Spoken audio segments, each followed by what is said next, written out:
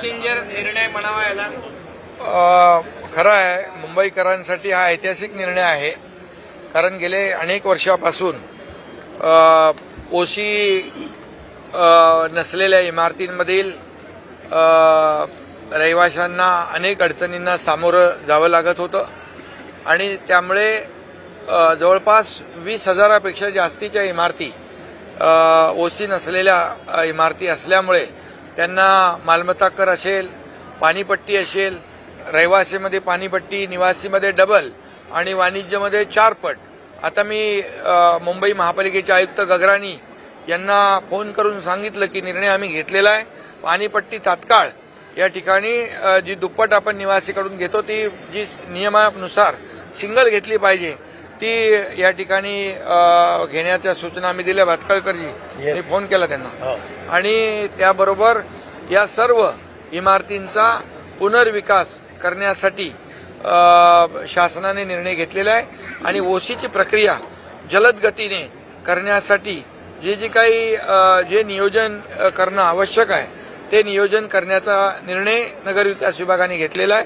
त्याचबरोबर मुंबईमध्ये भाडे तत्वावर म्हणजे पागडी सिस्टीमवर जवळपास 28,000 इमारतींच्या केसेस पेंडिंग आहेत आणि मालक आणि पागडीमध्ये राहणारे रहिवासी जवळपास यामध्ये देखील 10 लाखापेक्षा जास्ती रहिवासी संख्या आहे आणि ते देखील गेले अनेक वर्षापासूनचा जी मागणी आहे त्यामुळे त्या इमारतींचा पुनर्विकास होत नाही.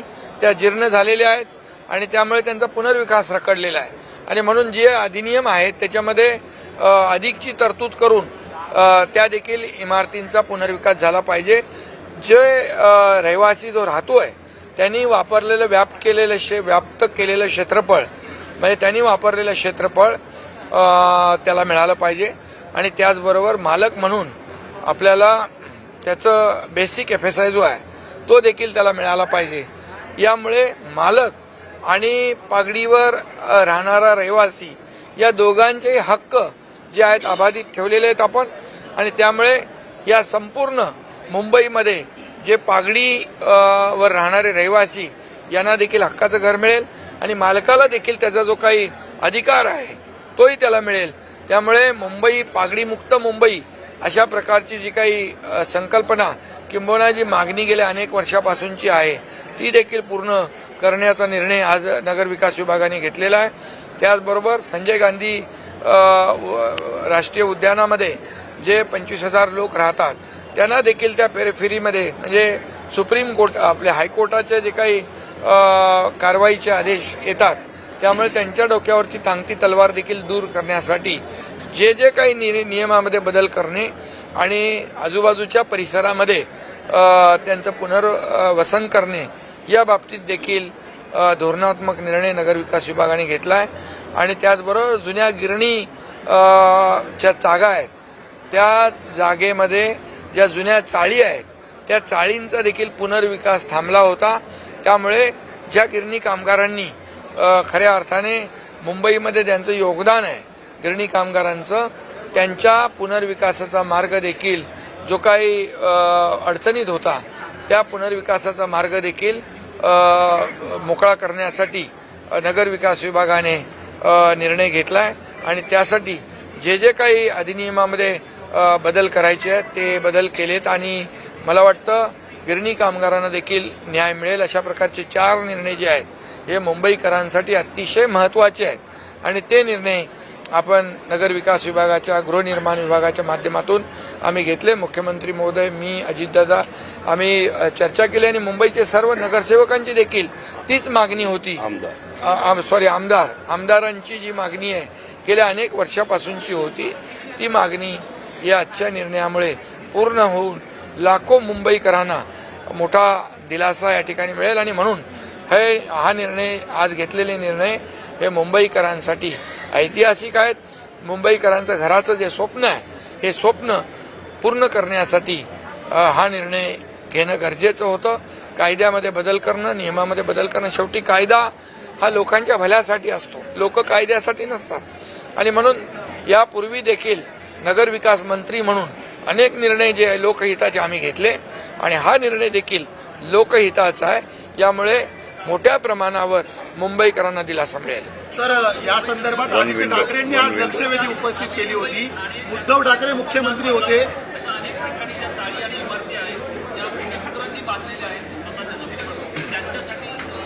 हा निर्णय जो आहे मुंबई, ठाणे, नवी मुंबई, मीरा भाईंदर, कल्याण डोंबिवली किंवा इतर ज्या महापालिका आहेत या सगळ्यांसाठी आम्ही लागू करणार आहोत. कारण शेवटी त्या भागामध्ये देखील असे विषय आहेत आणि हा निर्णय जो आहे हा निर्णय संपूर्ण ज्या शहरांमध्ये अशा प्रकारच्या इमारती आहेत, अशा प्रकारच्या चाळी आहेत त्यांना लागू होईल. सर, आदित्य ठाकरे आणि यासाठी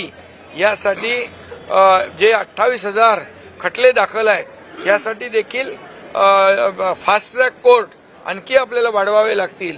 त्यासाठी देखील जे नियोजन आहे ते देखील नियोजन केलं जाईल आणि या पुढच्या काही 2-4 वर्षामध्ये आपल्याला या सर्व जाचातून आणि त्रासातून मुंबईकरांची सुटका झाल्याशिवाय राहणार नाही. सर, 25 वर्षांपासून ठाकरेंची सत्ता आहे या ठिकाणी. आजही आदित्य ठाकरे याच संदर्भात लक्षवेधी उपस्थित करत होते की सेस आणि पागडी इमारतींचा प्रश्न सोडवावा. स्वतः उद्धव ठाकरे मुख्यमंत्री असतानाही हा प्रश्न सुटला नाही. आज अखेर कशी काय जाग आली? आज कशामुळे हा प्रश्न सुटला? ही जाग आलेली नाही. खरं म्हणजे लोकांच्या मनामध्ये जी इथं इतके वर्ष आग होती ना, लोकांच्या मनामध्ये चीड आणि संताप होता, त्याला आम्ही न्याय दिलेला आहे. आणि म्हणून जेव्हा मी मुख्यमंत्री झालो तेव्हा आपण पाहिलं की मुंबईतले रस्ते, मी आणि देवेंद्रजी आम्ही दोघं होतो सुरुवातीला, आम्ही मुंबईतले सगळे रस्ते त्याचं कॉन्क्रिटायझेशन करण्याचा निर्णय घेतला. आणि आता या मेमध्ये जवळपास मुंबईतले बऱ्यापैकी रस्ते कॉन्क्रीटचे होतील आणि काही भाग सोडला तर या मे अखेरपर्यंत तुम्हाला मुंबईतले खड्डेमुक्त मुंबई दिसेल. काही मुंबईतला काही भाग या पुढच्या म्हणजे वर्षभरामध्ये पूर्ण मुंबई खड्डेमुक्त झाल्याशिवाय राहणार नाही. सिवरेज ट्रीटमेंट प्लांट होता का आतापर्यंत? 15-20 वर्ष केला नव्हता. तोही आपण महायुतीने केला. अनेक जी काही कामं रखडली होती, थांबली होती, थांबवली होती, स्पीड ब्रेकर टाकले होते, हे सगळे आपण उकडून टाकलेले आहेत आणि लोकांचा मार्ग मोकळा केलेला आहे. आणि त्यामुळे त्याला इच्छाशक्ती पाहिजे आणि धाडसाने निर्णय घेण्याची हिंमत पाहिजे आणि ती महायुतीमध्ये आहे. आणि म्हणूनच महायुती सरकारला झालेल्या विधानसभेच्या निवडणुकांमध्ये जनतेने लँडस्लाईड मॅन्डेट दिलं आणि म्हणून आम्ही हे निर्णय जे घेतोय ते जनतेने जो निकाल दिलेला आहे आणि त्यामुळेच खऱ्या अर्थाने जनतेला देखील त्यांच्या ज्या समस्या आहेत, प्रश्न आहेत ते सोडवण्याचं काम सरकारचं आहे, ते आम्ही करतोय. मराठी माणूस तुमच्या पाठीशी उभा राहील या निर्णयामुळे. सातत्याने तुमच्यावरती आरोप ठाकरे गट करत होत्या. अरे त्यांना आरोप करण्याशिवाय दुसरं येतच नाही काय. त्यामुळे त्यांनी आरोप करू द्या, टीका करू द्या, आम्ही काम करत राहू. आणि हे काम बोलत आहे जे 3.5 वर्षामध्ये आम्ही काम केलंय हे लोकांसमोर आहे, मुंबईकरांसमोर आहे. त्यामुळे मुंबईकर सुज्ञ आहे, तो विकासाला चालना देणारा आहे, विकासाच्या पाठी उभा राहणार आहे. आणि आमचा अजेंडा जो आहे हा आमचा अजेंडा डेव्हलपमेंट आहे. आणि म्हणूनच मुंबई महापालिकेत कामाची पावती मिळेल का? निवडणूक अवघ्या महिन्याबरोबर आलेली आहे. काय कुठला त्या बाबतीमध्ये देखील आम्ही विचार करतोय की सिडकोच्या घरांच्या किमती कशा परवडेबल असतील त्यावर देखील आपण विचार करू.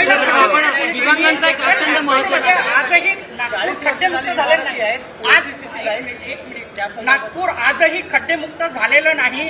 कामठी रोडनी जाऊन बघा किंवा गोडीबार चौकडी येऊन बघा, कामठी रोडला सर्वाधिक खड्डे नगर विकास विभागाच्या माध्यमातून जिथे रस्ते खराब असतील ते अरे बाबा सांग, आता तुम्ही सांगितलं बोलू द्या, ते देखील खड्डे मुक्त केले जातील आणि लोकांना ज्या सुविधा पाहिजेत दिल्या जातील. आज भाजप प्रदेश अध्यक्ष रवींद्र चव्हाण यांनी तुमची रात्री 9 वाजता बैठक असल्याची माहिती होते. काय एकंदरीत चर्चा असेल? महापालिकेमध्ये युती होणार नाही असा आरोप विरोधक करत होते, तर काय संकेत द्याल? विरोधक ना, तुम्ही नाही ना, विरोधक तेच आरोप करत असतात. पण तुम्हाला मी सांगतो महापालिकांमध्ये मुंबईसह सर्व महापालिकांमध्ये आमची युती होईल, महायुती होईल आणि महायुतीत सर्व निवडणुका जिंकेल. सर, राज्यातला दिव्यांगांचा एक अत्यंत महत्वाचा प्रश्न आहे. आपण जर पाहिलं तर सध्या अद्यापही संजय गांधी निराधार 2,500 सर्व दिव्यांगांना मिळत नाहीये. काय ज्या दिव्यांगांच्या अडचणी असतील त्या सोडवल्या जातील. आपलं राज्य दिव्यांग मंत्रालय काढणारं महाराष्ट्र देशातलं पहिलं राज्य आहे आणि त्यामुळे दिव्यांगांच्या बद्दल राज्याला सहानुभूती आहे बिलकुल, आणि त्या ज्या ज्या काही अडचणी असतील त्या आम्ही दूर करू.